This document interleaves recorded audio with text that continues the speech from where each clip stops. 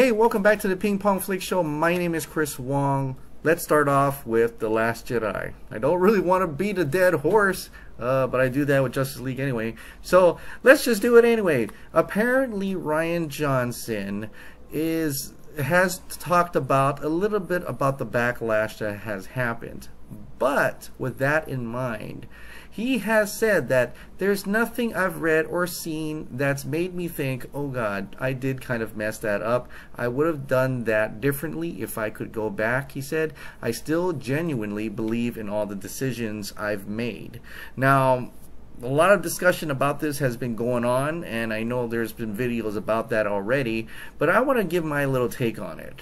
First and foremost, first of all, this director is sticking to his ground, and that is commendable. Okay, I commend you for that. Any director who just changes for the will of other people, that completely changes your passion for it. It completely changes your creation for that. So I commend you for doing what you want to do and sticking to your decisions that you've made. It's really too late. It's already out in theaters, so it doesn't really matter. But a director who does that, I commend that. I commend that you stuck your ground. But you wouldn't change it. Yet I wonder if Disney would have. I wonder if Kathleen Kennedy, if she had a second chance, would have said, Rian, let's change a few things here. So far, that may not be the case because news from before all this backlash, even a little bit after, Kathleen Kennedy still is letting Rian Johnson do his trilogy that happens later. Okay, so keep that in mind. It did make over 1.3. I don't know if it's reached 1.5 billion yet. There are sources that said that it's not going to, but we'll see this weekend. It also did poorly in China, but that has been trending down anyway. The audience reactions on Rotten Tomatoes, horrible, but it's got like a 90% fresh score. And like I said before, yes, it made over $1 billion, but it has trended downward from 2.1, I think, was Force Awakens. And in any company, a downward trend is not what you want to see yearly or every year or annually. You know, everybody has their quota, and they have to reach that quota. But thankfully, Disney has so many movies in their portfolio now. They've got Marvel, now they're going to get Fox, now they're getting all these different movies. So for them, it may not be too much. Another movie could add to that loss per se, but for the long run, if they're looking at through studios and they're looking at through each project, you see a trend that is going down from what Force Awakens was. Whether people say, oh, that's because of nostalgia and stuff, this is a business. In business, everything will have to go up every year. Everything has to go up. Expenses go up. The profits you make have to go up as well. So that's just business. And so with that in mind, would Kathleen Kennedy would have thought maybe we should change some things? And maybe they are. Maybe they are changing it in J.J. Abrams. Maybe J.J. Abrams is back, and he is back, and he's totally changing. He's retconning things. That's why even Rian Johnson is kind of stepping back and saying, well, I made Rey's parents' story to be like this because for me, I thought of that way. I wasn't thinking about the future. You know, I wasn't thinking about anything else but what I felt was her character at that moment. So in a way, he's saying, as far as he's concerned, he only knows about the story that he's made and not about anything afterwards. He only got snippets from before, and he just went with it, and it's not necessarily will come true. Not necessarily will keep that way when J.J. Abrams comes back and does episode 9. So there is that. But I do commend him for sticking to his guns, sticking to his ground. But the question is the people who are financing, the people who are producing this, do they have second thoughts in a way, seeing that their movie franchise has trended downward, not totally like broke downward, you know, totally a failure, but it is trending downward from what it was before, and hopefully do they have those thoughts that they need to get it back on track on episode 9 to get it trending upwards.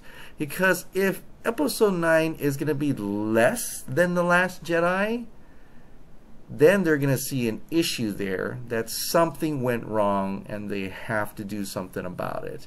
Even though it's in the billion-dollar range, it's still trending downwards. Downward spiral is downward spiral. So with that being said, more on Star Wars. And I guess China really doesn't like Star Wars. Now, I don't know if there's any confirmation, but this coming from some Chinese sources on the Twitter and some other websites. But according to local media M Time, this is from Gavin Feng, official Chinese title of Solo, a Star Wars story, is Ranger Solo. And Star Wars, the characters that represent Star Wars in Chinese, is abandoned in Solo's local title after Star Wars The Last Jedi flopped in China. And so he put this picture here of the Star Wars Solo Star Wars story. There's still a logo there, so I don't know if they're going to change the logo at all. But the Star Wars The Force Awakens has certain Chinese lettering for Star and Planet and Wars. He explains it all. You can go ahead and look at that. But I find that very interesting, but not that too interesting, because China movies and Thai movies, and I especially kind of know more about Thai movies, is that they really do change the titles of things just to make it more interesting for their culture in a way. So, for instance, I think Fast and the Furious was called something else totally, more like some kind of family thing. Guardians of the Galaxy was also said family something something. So, I should have researched this before. I'm sorry, I totally apologize.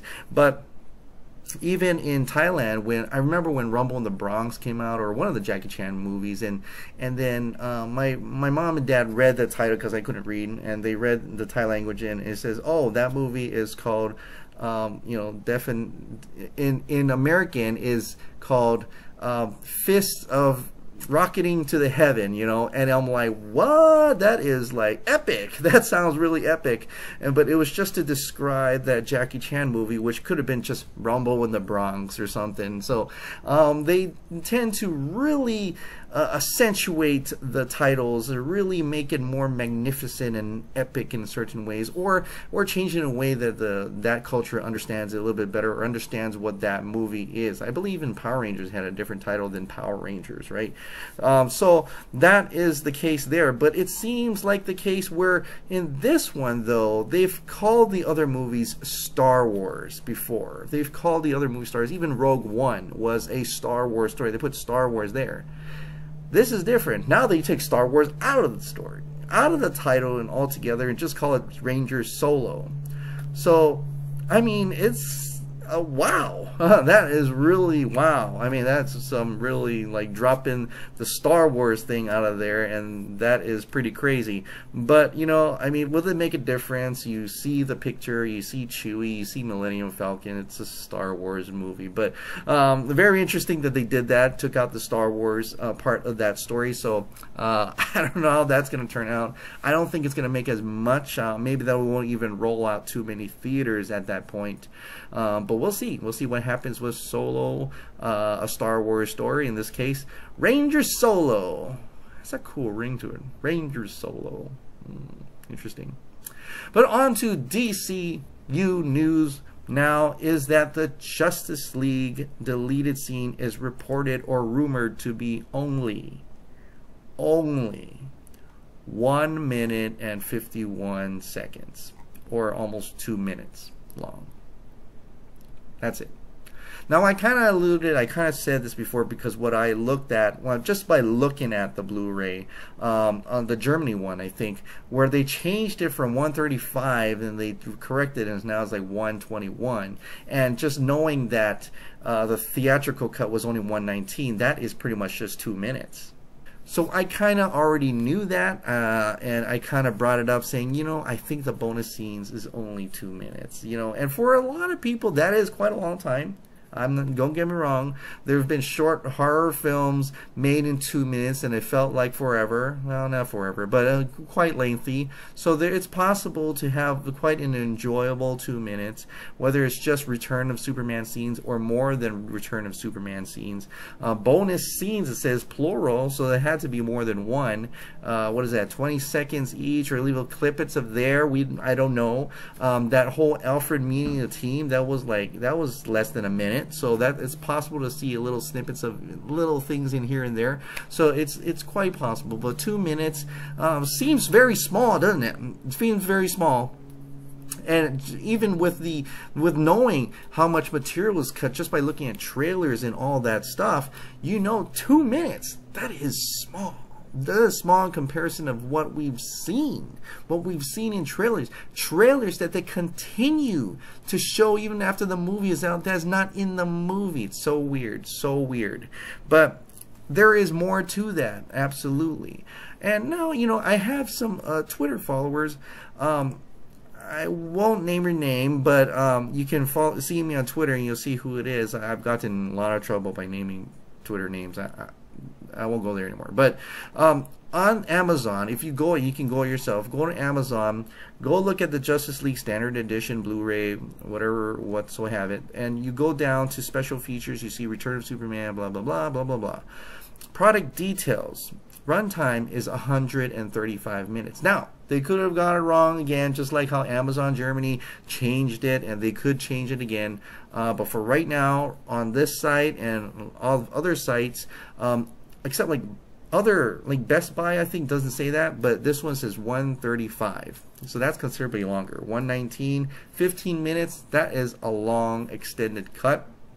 More bonus scenes. And then I also asked the question, well, hold on. Maybe that 15 minutes is the bonus material they were talking about. They're just adding in all the minutes.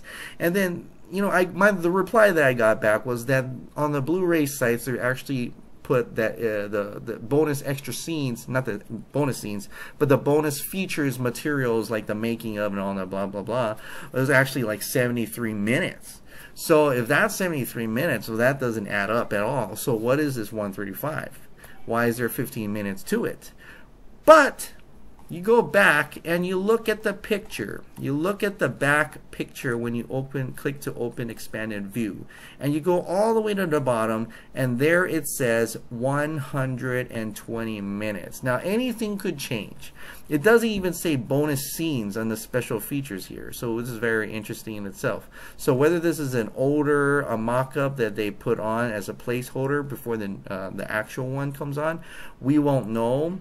The actual Blu-ray cover is different than the one that Batman News released, and they put their little watermark in because it's exclusive. So I don't know. There are a lot of different versions of them out there too. If you look on the site, Best Buy, Target, they all have their own different versions. Walmart had the pins. So it's still a mystery, and I think we won't know really too much more until closer to March.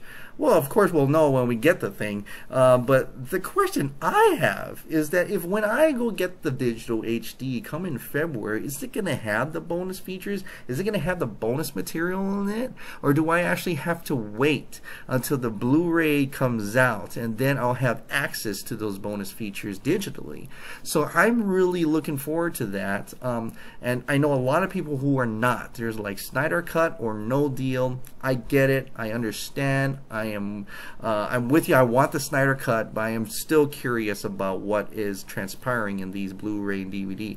You could probably see a little bit more scenes that are not in the movie and the little features that they cut. And I still believe, and I could be totally wrong, and I admit that I could be totally wrong, that they're still saving up more for another release, whether that be extended cut or Snyder Cut, I don't know, but they're still saving a lot of material for another release. But in any case, it's still a runtime debacle again. Remember how we were all talking about the controversy of the theatrical runtime? What is it going to be?